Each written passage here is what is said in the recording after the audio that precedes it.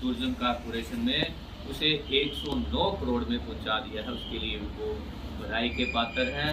लगभग 30 करोड़ का फायदा जो है उन्होंने कॉरपोरेशन में किया है और मुझे लगता है एक ऐसी कॉरपोरेशन बन गई है जिसको सरकार की तरफ से कोई भी अनुदान अब नहीं दिया जाता है और वो अपने पैरों पर खड़ी हो रही है। तो इसके लिए वो बधाई के पात्र हैं। और मेरे ख्याल यही एक ऐसा विभाग है जिसमें लगभग 41 करोड़ की देनदारियां जो हैं वो जो हमारे रिटायरीज थे, हमारे मुलाजिमों को दी गई हैं। तो ये अपने आप में बहुत बड़ी बात है।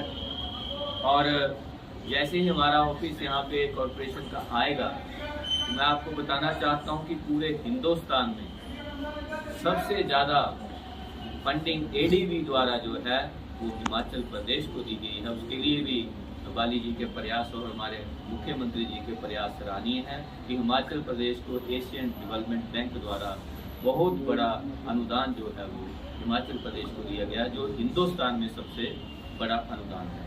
तो उसके तहत मैंने आग्रह भी किया था बाली जी से। उन्होंने हमें 2 प्रोजेक्ट कांगड़ा में देने की बात की है, जिसमें जो टंडन क्लब है उसके लिए लगभग 1.5 करोड़ का प्रोजेक्ट जो लगभग तैयार है, उसको इसी वित्तीय वर्ष में अमली जामा पहनाने की कोशिश है।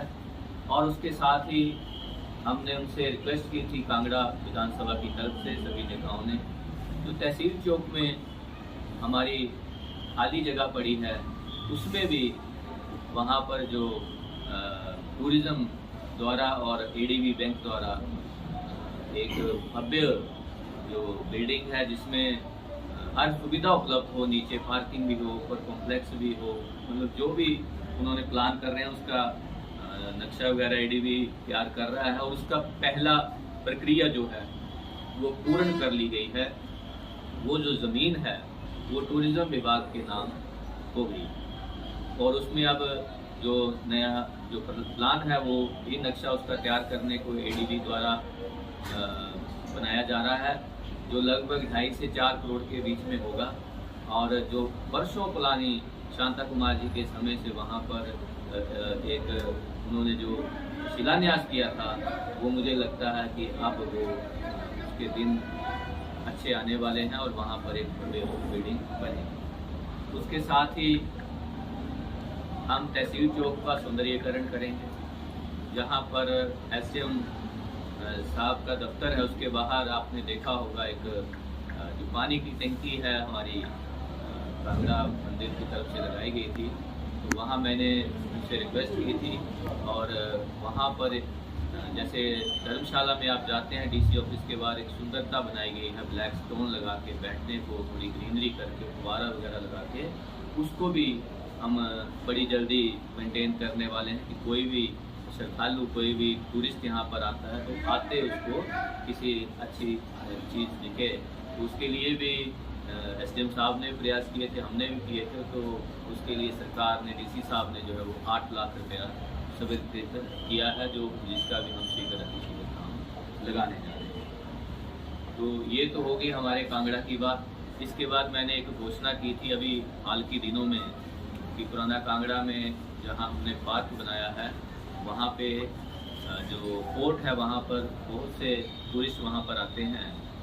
तो मैंने एक पार्किंग और वहाँ पर एक छोटा कैफेटेरिया जहाँ पे लोग चाय पानी पी सकें वो बनाने के लिए अभी 15 ही दिन में मैंने कहा था। तो उसका काम हमने पिछले कल से शुरू कर दिया है और शीघ्र अतिशीघ्र 2-3 महीने में उसको तैयार कर देंगे। हमारा एक बहुत पुराना स्थल है चकरकुंड के पास एक नाला सा है, जहाँ पर भी मैंने जो हमारी कमेटी है उनको आदेश दिया है पार्किंग के लिए। हमारे पास पैसा सरकार से मिला हुआ है हमें, तो वहाँ पर भी हम उसी तर्ज पर एक पार्किंग का निर्माण और उसके ऊपर कैफेटेरिया का निर्माण करेंगे, क्योंकि वो मंदिर के पास है और चकरकुंड एक हमारा बहुत पुराना स्थान है जहाँ पर श्रद्धालु आते हैं और उसका भी जीर्णोद्धार पहले एडीबी द्वारा ही किया गया था, जो वहाँ पर टाइल वर्क्स बाथरूम वगैरह बनाए थे।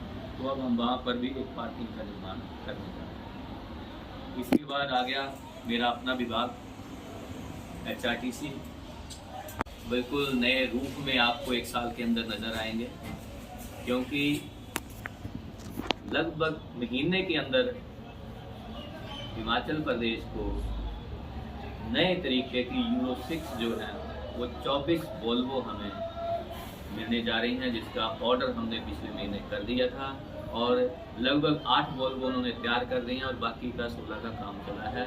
तो बड़ी शीघ्र हम हिमाचल प्रदेश के बेड़े में 24 वोल्वो जो है वो जोड़ने जा रहे हैं। और उसके साथ ही जो हिमाचल प्रदेश के हमारे मुख्यमंत्री जी का एक स्वप्न था कि हिमाचल को हरा भरा माना जाता है, तो हरा भरा हिमाचल ही हमने रखना है, ग्रीन हिमाचल जिसको उन्होंने नाम दिया था। उसके तहत 297 बसों का ऑर्डर हम कर चुके हैं और इसी कड़ी में हम 30 बसें अलग से ले रहे हैं, मतलब लगभग 350 इलेक्ट्रिकल बसें हम लेने जा रहे हैं।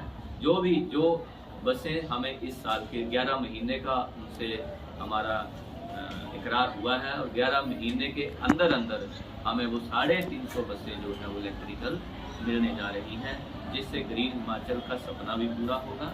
और जो HRTC का पेट्रोल के लिए दिन में लाखों रुपए का खर्च आता है, तो उसमें भी हमारी बचत होगी। और इतिहास में पहली बार वो जो बसें हम खरीद रहे हैं उसमें हमने 12 साल की एनुअल मेंटेनेंस एक चार्जेस होते हैं MC, तो वो 12 साल के लिए उसका रखरखाव, उसका देखभाल वो कंपनी की करेगी, जिससे कि हमारा हिमाचल का भविष्य भी सेफ होगा कि 12 साल तक हमें उनके ऊपर कोई खर्चा नहीं करना पड़ेगा और उन जो बसों का रखरखाव का दायित्व है वो उस कंपनी का होगा। इसके बाद हमने अभी 1 हफ्ता पहले 250 डीजल बसों का हमने टेंडर लगा दिया है।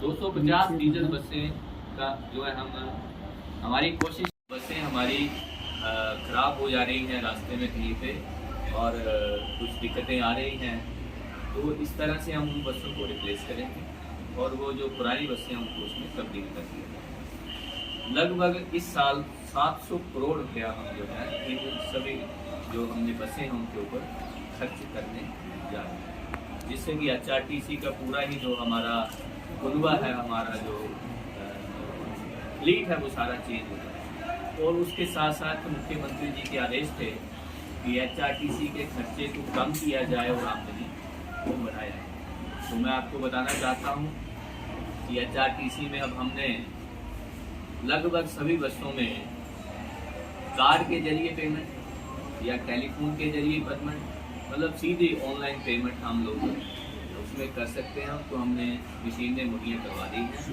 शुरू। और एक और दिक्कत आ रही, जब हमने मशीनें चलाई तो कई लोगों के पास मोबाइल नहीं था, पुराने लोगों के पास, या फिर नेट नहीं होता है, तो वो हमें एक दिक्कत है। तो हमारे मुख्यमंत्री जी ने और IT सेल ने एक काम किया और जिसको हमने अभी लॉन्च किया है कुछ दिन पहले, महीना पहले हमारे मुख्यमंत्री जी ने, हमने एक जैसे क्रेडिट कार्ड होता है या सेविंग कार्ड, जैसे डेबिट कार्ड होता है जो बैंकों द्वारा मुहैया कराया जाता है, तो SBI से हमने टाई अप करके वो कार्ड अब हम इशू कर रहे हैं, जिसकी कीमत सिर्फ 100 रुपया होगी 1 टाइम। तो वो 100 रुपये में हमें आप हमारे किसी भी डिपो से वो कार्ड खरीद सकते हैं और वो उस कार्ड से आप किसी भी बस में सवारी करेंगे तो उस कार्ड से उसकी पेमेंट हो जाएगी। और वो कार्ड आपका जो है वो जैसे आपका सेविंग कार्ड, डेबिट कार्ड या क्रेडिट कार्ड यूज़ होता है, तो आप उसको किसी मार्केट में या किसी भी कहीं पे भी उसको आप चला सकते हैं। तो एक बहुत बड़ी सुविधा, वो मेट्रो में भी चलेगी। तो उसमें आपको जैसे मेट्रो में जाते हैं तो 500 या 600 या 1000 रुपया डलाते हैं, तो उसमें भी उतने पैसे डलवा के उसको आप कहीं भी मेट्रो में HRTC की बसों में कहीं भी यूज़ कर सकते हैं और वो काफ़ी ज़्यादा कार्ड हमारे बिक भी रहे हैं। तो ये सारी सुविधाएं हम HRTC में कर रहे हैं।